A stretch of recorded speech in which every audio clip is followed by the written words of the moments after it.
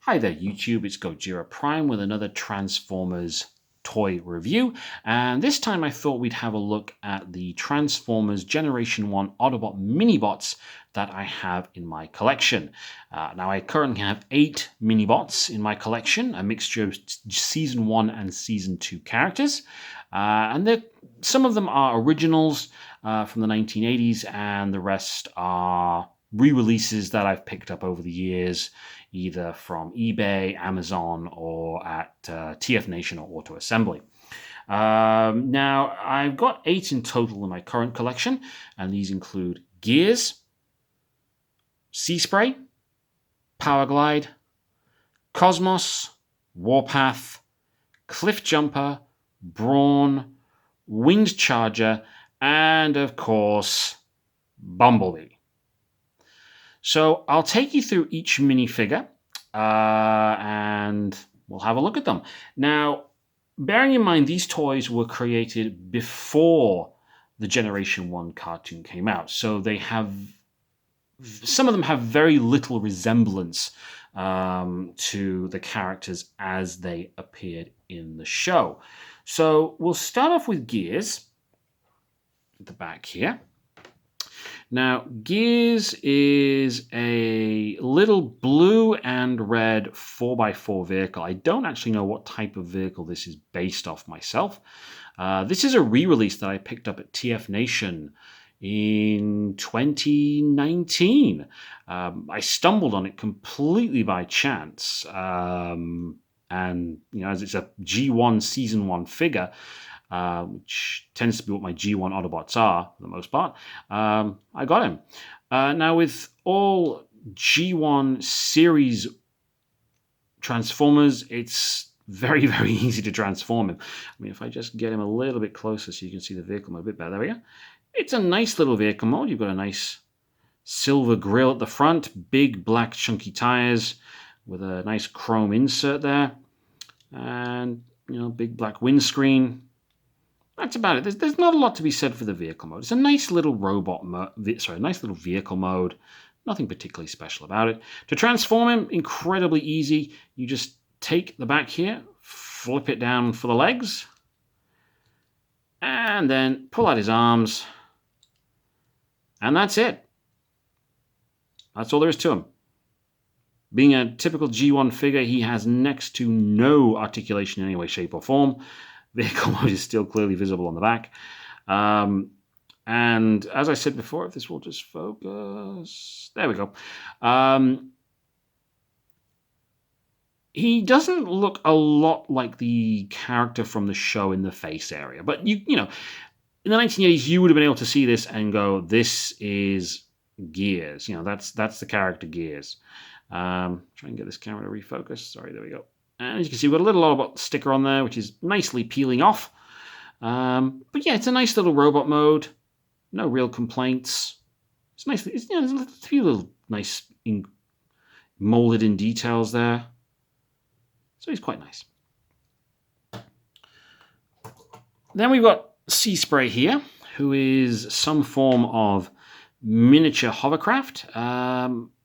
I don't know a lot about the character of Seaspray, really, from the TV show. I think he only ever actually had one episode all to himself. What that episode was entitled, I can't remember for the life of me at this moment in time. But yeah, he's a little blue, white, and yellow hovercraft. And it's a nice little hovercraft, really. You can tell it's a hovercraft. You've got these spinning bits here. He's got a nice thermal sticker here, which does still work, given the fact that this is an original G1 Transformers toy. That's pretty good, actually, for 35 years. Again, to transform him, very, very easy. You just pull him out here, lift up his legs, pull this section back here to reveal his head, and you've got his arms there as well. Just refocus, there we go. Now, this actually does look like Seaspray did in the show. He had this exact body configuration, color configuration. Even the head is actually quite close to what he had in the show. So, yeah. Again, aside from the arms having a little bit of wiggle movement there, no articulation really in any way, shape, or form. But again, it's a nice G1 series 2 Minibot figure. And the reason I picked this up is because I found it, I found it at TF Nation in one of the stalls there, and I thought, hey, why not? Looks nice, looks in good condition, why not get it? Then we have Paraglide. Now, Paraglide, although he's a minifigure, he's probably one of the more well-known minifigures. He had quite a few episodes to himself, the most famous of which is The Girl Who Fell in Love with Paraglide, where he took on all 3 of the Conehead Seekers and managed to win. Doesn't say much for the Seekers, really, does it, if they got beaten by this little guy? But yeah, he's a nice little minifigure. He's an A10, I believe this is, an A10 from the US Army or Air Force. I'm not sure who flies the A10, but I know it's an American military jet. And, he's bright red. Ooh, rubber face there. I don't think the A10 was ever colored bright red in real life, but there you go. But, it's actually quite well detailed. You've got some nice molded details here on the cockpit, on the tail section there. You've got a sticker there, a thermal sticker there. And that's about it, really. Now, this is an original minifigure. This is an original minifigure from the 1980s, as far as I'm aware. Again, this is one I picked up at TF Nation. I picked it up again. I like the look of it, and I actually like the character of Paraglide. I would happily have seen him in more episodes, but, he only got 1 or 2. But yeah, again, to transform him, incredibly easy. First, you just grab the tail section, pull that back, that makes his legs. And then what you're going to do is you're going to flip up the wings and then twist them up. And then you just pull the arms there from his engines. And that's Paraglide. It is vaguely similar to what you got in the show. I mean, obviously his feet were more like legs and proper feet, but this is pretty good. I mean, the face sculpt is actually pretty spot on. And in the show, his wings do fold up over his head like this, so he must have had a hell of a problem looking from left to right, to say the least. But yeah, I mean, that's Paraglide. He looks pretty spot on. You can tell that's Paraglide. If you're a fan of the show, you could tell that that's Paraglide. Then we have Cosmos. Now, the reason I got Cosmos was because I have Omega Supreme, the G1 Encore Omega Supreme, and I just thought it'd be really nice to have Cosmos as a companion figure to go with him. Omega Supreme's a rocket ship, and Cosmos is a green flying saucer. So that was the reason I predominantly got Cosmos. Now, this is another original G1 minifigure along with Paraglide and Seaspray. He's not in as good a condition. He is quite loose in the joints. They do flop around quite a bit. But yeah, it's a nice take on a flying saucer. You've got his little engines here. You've got his head, which kind of forms the top of the dome up here. Again, you've got the nice thermal sticker on the front and, some other stickers there on the front of his tower. Again, to transform him, dead easy.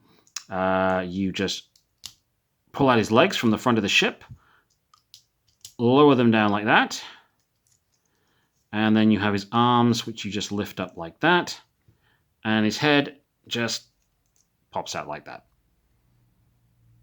And that's Cosmos. Let's refocus. There we go.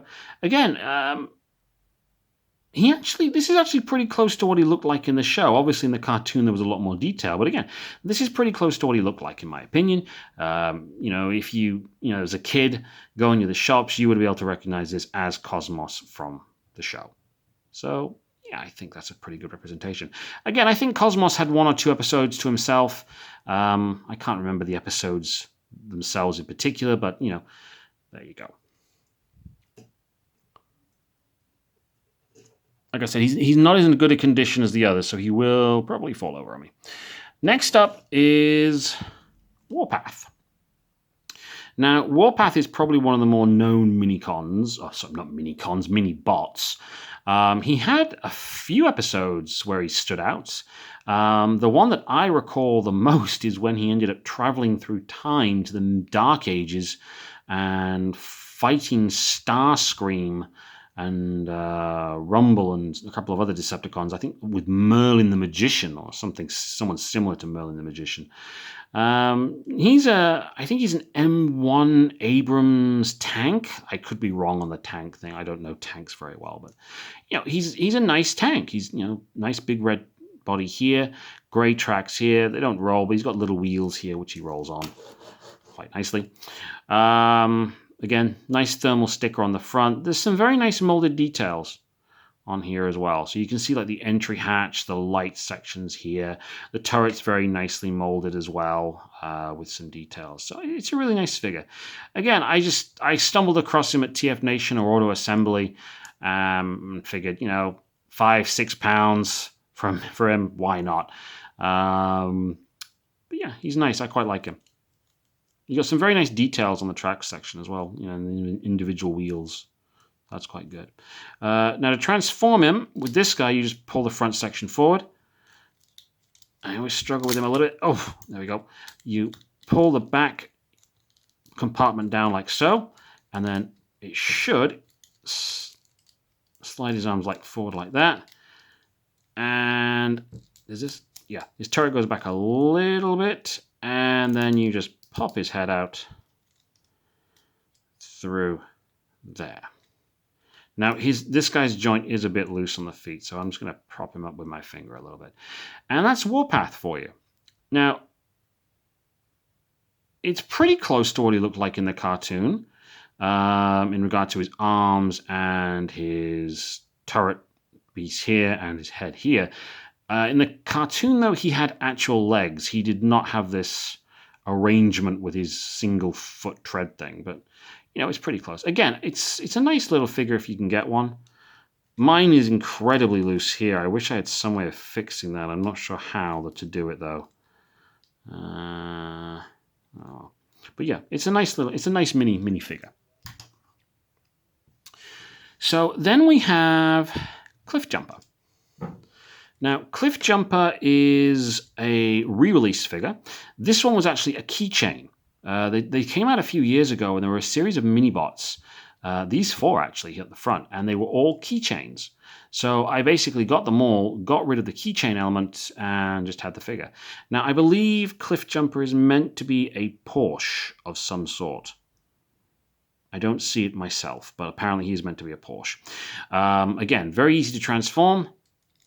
Pull the legs forward, lift him up, lift his arms out from there, and then lift his head up. And that's Cliffjumper in robot mode. That's it, basically. A little bit of detailing here. There's no massive detail. Again, very little articulation. A little wiggle in the arms, but that's about it. That's about it. You do have a nice head sculpt there, which is pretty close to what there is in the cartoon. Now, this head sculpt might be because it was a re-release. I don't know. I never owned the original Cliffjumper. I could be wrong. This could be how it was originally released, but still, it's pretty cartoon accurate, the head sculpt, and you get his Autobot logo there on his chest as well. Now we get to Braun. Now, Braun is a Land Rover of some kind, and out of all these minifigures, he is the one who looks the least like his robot mode. So there he's in Land Rover mode. You've got a very nice spare tire at the front, nice detailing at the back. You've got a nice little fuel canister here, big chunky tires with a little detailing in the front. In fact, these may be exactly the same type of tires actually as on Braun, now that I think about it, actually. Nice shiny grille at the front as well. And well, that's his face there. So to transform him, you basically pull these sections out here and flip them down. Those are his legs. His hands, you pull out from here, flip round, and then flip down. And again on the other side, pull them out, Stop. And that's Braun in robot mode. This looks nothing like the character model in the show in any way, shape, or form. It just doesn't look like him at all. I mean, you know it's Braun because it's the vehicle mode, and the colors are similar. In the cartoon, he did have the yellow chest, the silver face, and then the green legs and so forth. But aside from that, it's, you know, it doesn't look like Braun from the show. They obviously took a lot of artistic licensing, I'll say, in order to make it look better in the cartoon. But that's Braun. He was a staple for a long time in G1 until he got killed in the movie by being shot in the shoulder. There you go. Yeah, that's G1 Braun. Next up, we have Windcharger. Now, Windcharger, I believe, is meant to be a Trans Am, a Pontiac Trans Am, I believe. I could be wrong. I don't really know a lot about Windcharger aside from the fact that he was a G1 character in the first season. Aside from that, I don't know anything about him. I don't think he had any particular standout moment in the show or episode. Maybe one or two standout moments, but he didn't have an episode that I recall to himself. Again, he was a keychain. Keychain element is gone. I took that off and just been using him as a toy. But yeah, it's nicely detailed. You've got this nice little detailing on the back window here. Just focus up a bit. There we go. No. Yeah. Oversized tires.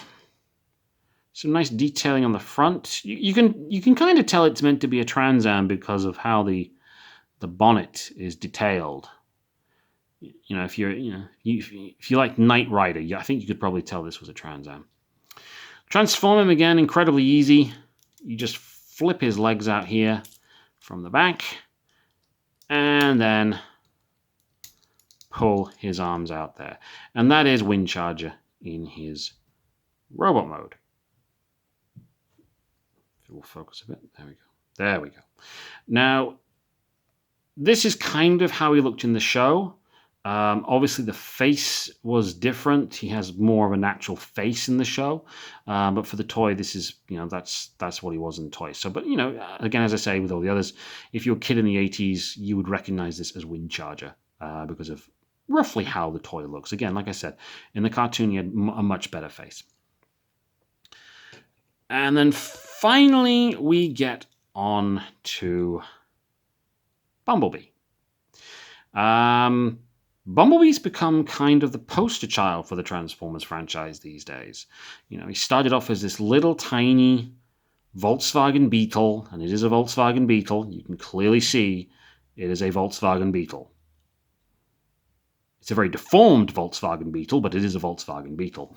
And this is where Bumblebee started, and this is how he stayed pretty much through the Generation 1 era. But obviously when we've had the movie version, the aligned continuity and the animated version, the character has changed quite a bit over the years.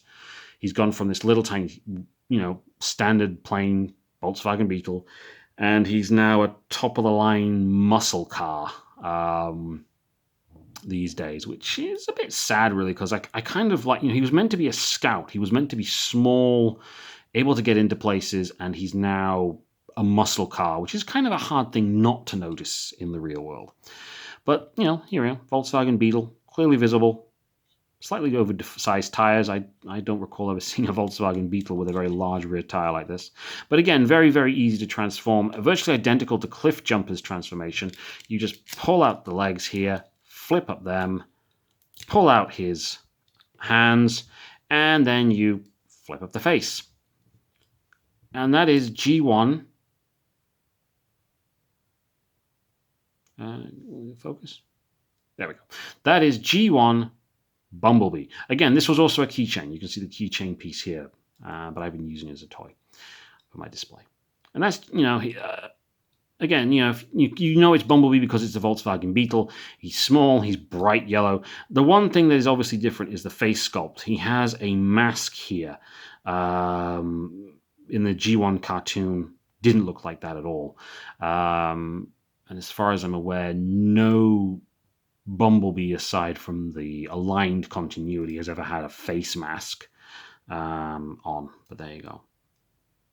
So that's Bumblebee. So that is all my Transformers Generation 1 Minibots. They're all quite nice. They're all nice little figures, very easy to transform. All very, very different from each other, which is very nice. They didn't just use the same pattern over again. They're all different. And, they've all had recolor. I mean, I think Bumblebee's been recolored into a few different special edition characters on one occasion. I think he was the mold was reused for a GoBot called Bugbite, if I remember correctly.